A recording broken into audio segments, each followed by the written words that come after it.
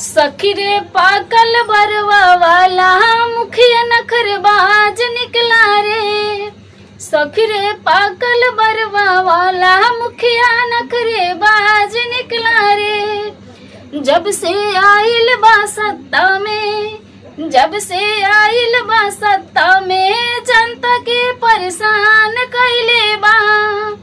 जब से आइल बा सत्ता में जनता के परेशान कैले बा। सखी रे पाकल बरवा वाला मुखिया नखरेबाज निकला रे। इसके दाम बढ़ा के गैस पे रोक लगा के, गैस के दाम बढ़ा के गैस पे रोक लगा के जनता के परेशान कैले बा। सखी रे पाकल बरवा वाला मुखिया नखरेबाज निकला रे। सखी रे पाकल बरवा